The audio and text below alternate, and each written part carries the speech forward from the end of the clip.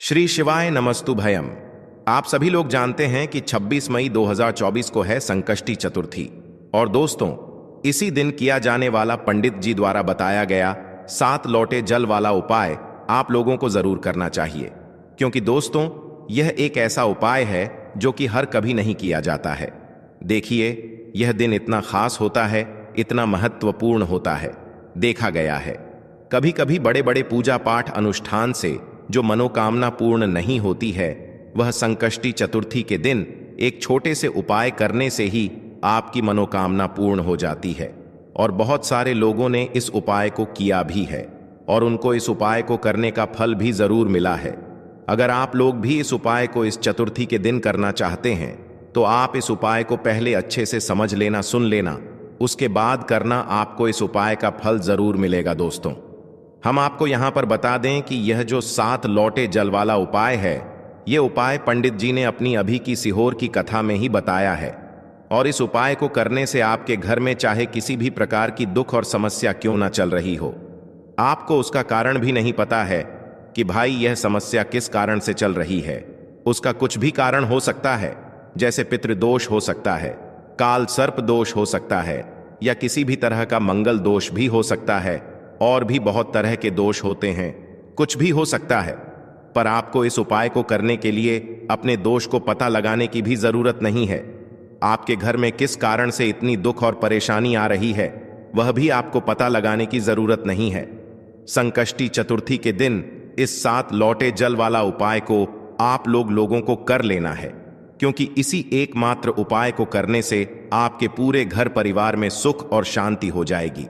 आपके घर में अच्छे अच्छे काम होने लगेंगे। आपकी जो भी मनोकामना होगी वह भी धीरे धीरे करके पूर्ण होना शुरू हो जाएंगी। अब हम समझते हैं इस 7 लोटे जल वाला उपाय को आपको करना कैसे है, किसको करना है, किस समय करना है और कैसे करना है। उपाय आसान है, बस समझने वाली बात है, इसलिए ध्यान से समझिए। उसके बाद ही आप लोग जो है इस उपाय को जरूर कीजिएगा। सबसे पहली चीज हम लोग यह समझते हैं कि इस 7 लोटे जल वाला उपाय को इस आने वाले संकष्टी चतुर्थी के दिन किसको करना है। तो देखिए, इस उपाय को घर के सभी सदस्यों को करने की बिल्कुल भी जरूरत नहीं है। घर में से कोई एक मुख्य बड़ा सदस्य ही इस उपाय को करेगा तो उस घर परिवार के सभी सदस्यों को इस उपाय को करने का फल मिल जाएगा। पर वो बड़ा सदस्य कौन होगा, कौन व्यक्ति इस उपाय को करेगा?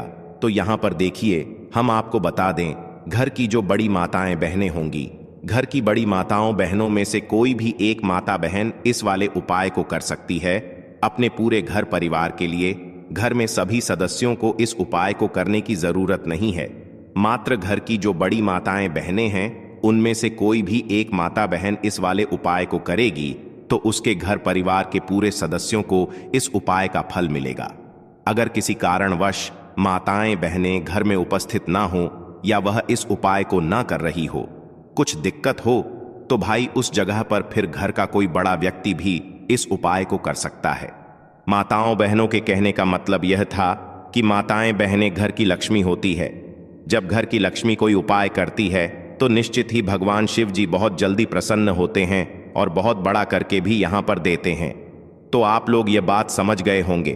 अब हम ये बात समझते हैं कि इस वाले उपाय को हमें करना किस समय है। 7 लोटे जल वाला उपाय को हमें संकष्टी चतुर्थी के दिन करना किस समय?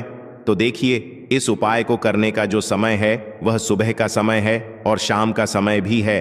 अब देखिए, यहां पर हम मुख्य रूप से सुबह का समय नहीं बोलेंगे, क्योंकि देखिए संकष्टी चतुर्थी है और आप सभी लोग जानते हैं संकष्टी चतुर्थी के दिन का प्रदोष काल का मतलब शाम का जो समय होता है ना, इस दिन भगवान शिव जी का सबसे प्रिय दिन होता है।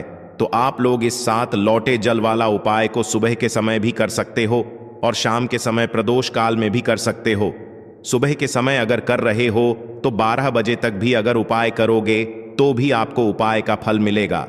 वहीं अगर शाम के समय कर रहे हो तो इस दिन जरूर शाम के समय का ध्यान रखना कि शाम के 6 बजे से लेकर 7 बजे के बीच में अगर आप इस उपाय को कर सकते हो तो बिल्कुल कर लेना, पूरी कोशिश करना। पर अगर किसी कारणवश इस समय के बीच में ना कर पाओ तो 7 तई और रात 8 बजे तक भी अगर आप उपाय को करोगे तो आपको उपाय का फल जरूर मिलेगा। यह बात आपको समझ आ गई कि आप इस उपाय को सुबह और शाम दोनों समय कर सकते हो। मतलब करना आपको एक ही समय है, जरूर करना चाहिए। घर में से किसी एक भी बड़े व्यक्ति को अब इस उपाय में करना क्या है, वह सबसे पहले हम लोग जान लेते हैं। तो देखिए, 7 लौटे जल वाला उपाय है। तो सीधी सी बात है कि इसमें हमें 7 लौटे जल की तो आवश्यकता पड़ेगी ही पड़ेगी।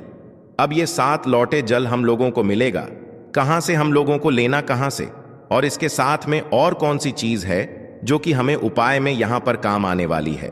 तो देखिए, सुबह के समय ही आप लोगों को जो है ये उपाय की तैयारी भी कर लेनी है ना। सबसे पहली चीज दोस्तों, इस उपाय में आप लोगों को 7 लौटे जल के साथ में एक बेलपत्र की भी आवश्यकता होगी। मात्र एक ही बेलपत्र की आवश्यकता होगी, इससे ज्यादा बेलपत्र की आवश्यकता नहीं होगी।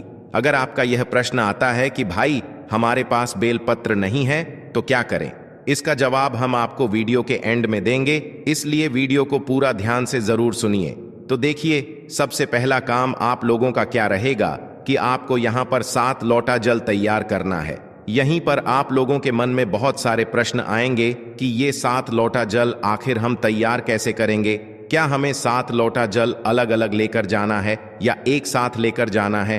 तो देखिए, आपको 7 लौटा अलग से लेकर जाने की कोई जरूरत नहीं है। आपको अपने साथ में बस एक बाल्टी रखनी है, और जरूरी नहीं है कि यह वाला जो जल है यह आप अपने घर के परिंदे से ले, क्योंकि परिंदे में हो सकता है कि भाई इतना ज्यादा जल ना हो। अगर है आपके घर के परिंदे में इतना ज्यादा जल, तो भाई आप अपने घर के परिंदे से ही जो है मतलब इस वाले जल को लें, इस वाले उपाय को करने के लिए। और अगर नहीं है तो फिर भाई आप किसी हैंडपंप से भी इस वाले जल को ले सकते हैं, या आपके घर में अगर कोई बोरिंग वगैरह है तो भी वहां से भी आप लोग इस जल को ले सकते हैं। तो इस 7 लौटे जल वाले उपाय को करने के लिए आप लोगों को जो 7 लोटा जल लेना है वो एक बाल्टी में भर लेना है, जिसके अंदर 7 लोटा जल आ जाए। आपको अपने साथ में रखना एक ही लोटा है, बस अपनी बाल्टी के अंदर उतना जल भर लेना है कि भाई उस बाल्टी के अंदर 7 लोटा जल आ जाए, है ना। तो भाई उस बाल्टी के अंदर या जो भी आपके पास पात्र हो जिसके अंदर 7 लोटा जल बन जाए, आपको अपने उस पात्र के अंदर जल भर लेना है। और चाहो अपने साथ में एक खाली लोटा रख लो, चाहो तो उसे भरकर भी रख सकते हो, पर खाली रखोगे तो भी दिक्कत वाली बात नहीं है, क्योंकि आप अपने साथ में जल लेकर जा रहे हो, है ना। तो अपने साथ में एक लोटा रख लेना, और जो है 7 लोटा जल जिसके जिस पात्र के अंदर अभी आपने रखा है उसे तैयार करके रख लेना। इसके साथ में दोस्तों एक बिलपत्र आप लोगों को जरूर रख लेनी है। देखो, संकष्टी चतुर्थी का दिन रहेगा तो बेचने वाले आप लोगों को बहुत आसानी से मिल जाएंगे, इसीलिए यह बहाना बिल्कुल भी नहीं चलेगा कि भाई बेलपत्र ना मिले तो क्या करें। हम आपको आखिरी में बताएंगे, पर कोशिश आप यही करना कि आप लोग पहले बेलपत्र ढूंढने की पूरी कोशिश कर लो, आपको बेलपत्र मिल जाए इस उपाय को करने के लिए। और चाहिए भी कितनी बेलपत्र, मात्र एक ही बेलपत्र चाहिए और ज्यादा नहीं चाहिए। तो एक बेलपत्र और अपना 7 लौटा जल तैयार करके आपको प्रातःकाल सुबह सुबह स्नान करके शुद्ध होकर शुद्धता का विशेष रूप से ध्यान रखना उपाय को करते समय, और पहुंच जाना अपने घर के पास में जो भी शिव मंदिर हो, शिवालय हो, जहां पर शिवलिंग विराजित हो, वहां पर देखो इस दिन अमावस्या रहेगी तो शिव जी के मंदिर में भीड़ भी रहेगी। तो इसीलिए कोशिश करना जल्दी से जल्दी उपाय कर लो ताकि मंदिर में भीड़ ना रहे और आप आराम से मनोर मतलब अच्छे से आनंदमय होकर जो है इस वाले उपाय को कर सको। तो भाई सबसे पहले तो आपको भगवान शिव जी के मंदिर के अंदर प्रवेश करना है, भगवान शिव जी के दर्शन करना है, उनसे निवेदन करना है, विनती करना है, और सबसे पहले जाकर दोस्तों आप लोगों को अपना ये वाला उपाय कर लेना है। जरूरी नहीं है कि भाई आप सिर्फ उपाय की सामग्री के लिए लेकर जाओ, आप अपने साथ में संकष्टी चतुर्थी के दिन जो भी आप भगवान शिव जी की पूजन अर्चना करना चाहते हो वो सारी सामग्रियां लेकर जा सकते हो। पर उपाय की जो सामग्री है जो कि 7 लौटा जल और एक बेलपत्र, ये आप लोगों को अलग से ही लेकर जाना है। 7 लौटा ही लेकर नहीं जाना है, आपको मात्र 7 लौटा जल लेकर जाना है। कहने का मतलब यह है कि जिस पात्र के अंदर 7 लौटा जल बन जाए, आपको उस पात्र के अंदर एक साथ वह जल भरकर लेकर जाना है और अपने साथ में खाली लौटा भगवान शिव जी के मंदिर के अंदर लेकर पहुंच जाना है। आप भगवान के दर्शन कर लो।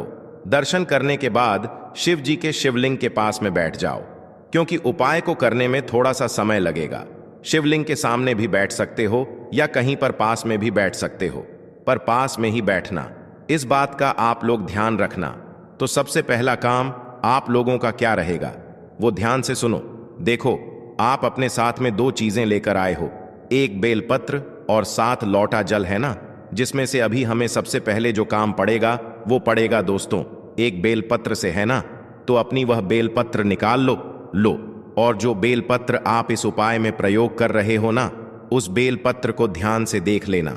वो टूटी हुई कटी पीटी नहीं होनी चाहिए, बिल्कुल अच्छी वाली बेलपत्र होनी चाहिए, क्योंकि उपाय का फल भी आपको इतना अच्छा मिलेगा जिसकी आपने कभी कल्पना भी नहीं करी होगी, है ना।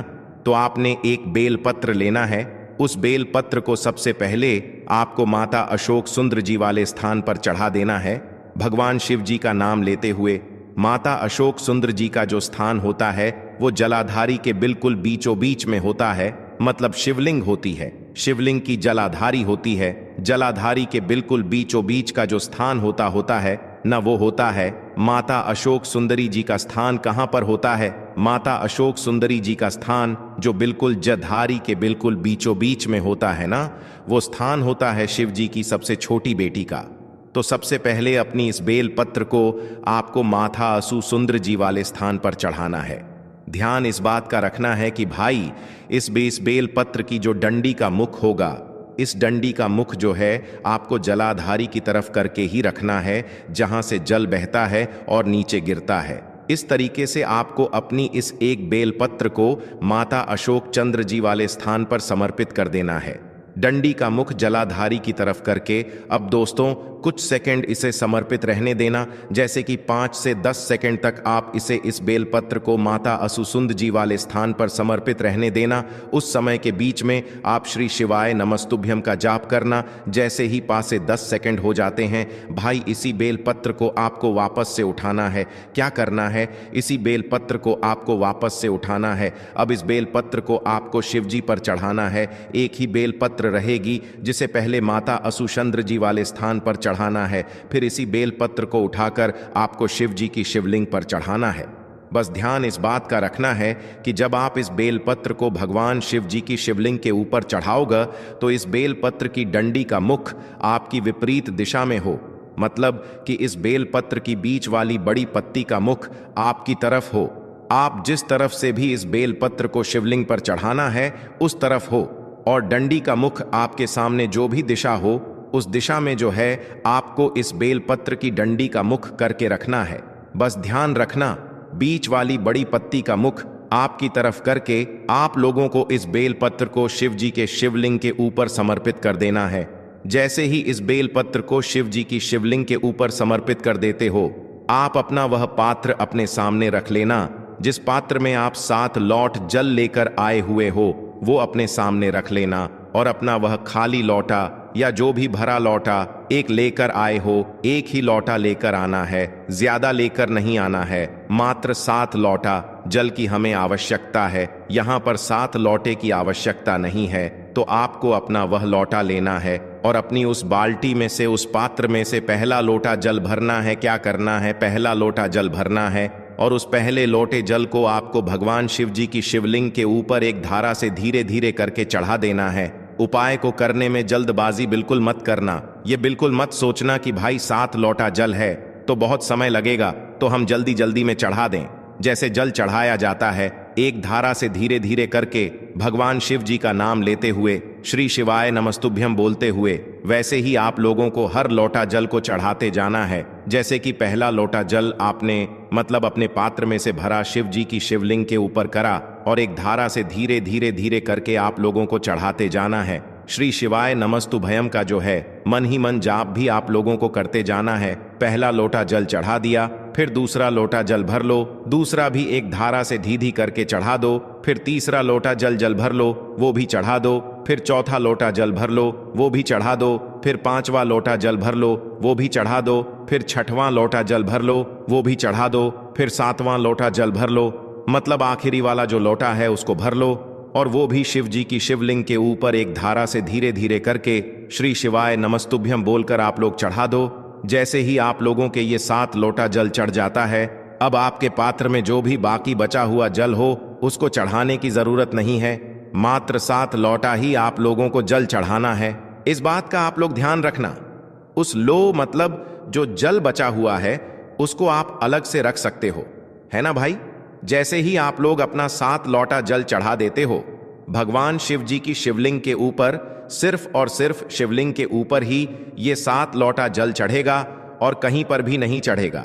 जैसे ही आप ये 7 लौटा जल शिवलिंग पर चढ़ा देते हो तो भाई अपनी जो बेल पत्र आपने शिवलिंग पर चढ़ाई हुई है, जिसके ऊपर अभी आपने 7 लौटा जल चढ़ाया हुआ है, भाई उस बेल पत्र को अब आपको उठा लेना है।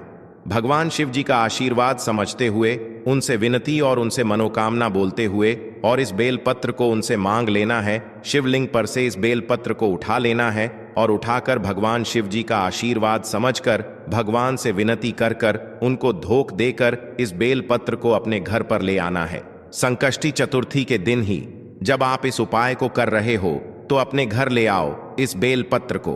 इस बेल पत्र को अपने घर पर लाकर किसी भी अच्छे और शुद्ध स्थान पर रख दो। जैसे कि भगवान जी आपके घर में जहां पर विराजित हैं, उस स्थान पर जाकर आप लोग जो है इस बेल पत्र को रख दो। देखो, इस बेल पत्र को रखने के बाद जो है अभी आपका उपाय पूरा नहीं हुआ है।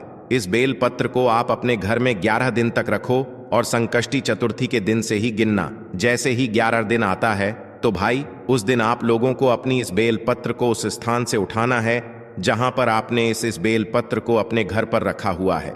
फिर इस बेल पत्र को आपको किसी भी नदी, बावड़ी या तालाब या सरोवर के घाट पर लेकर जाना है। मतलब इस बेल पत्र को आपको विसर्जन करना है। आप है ना किसी भी बहती हुई नदी में या बावड़ी में या तालाब में या सरोवर में, वहां पर जाकर जल के अंदर इस बेल पत्र को प्रवाहित कर देना है, विसर्जन कर देना है।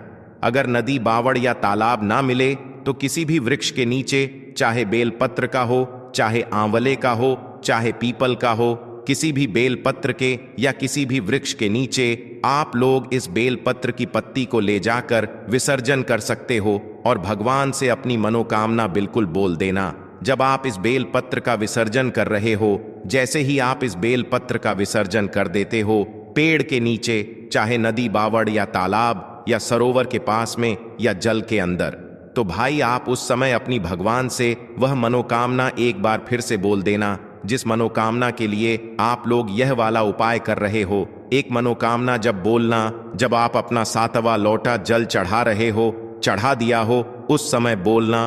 और एक मनोकामना जब भी बोल देना जब आप इस बेल पत्र का विसर्जन कर रहे हो, तो विसर्जन करने के बाद भगवान से प्रार्थना करने के बाद अब जाकर आपका यह उपाय पूर्ण हो जाता है। इस उपाय का जो आपको फल है ना, वो दोस्तों बहुत ही जल्दी मिल जाएगा।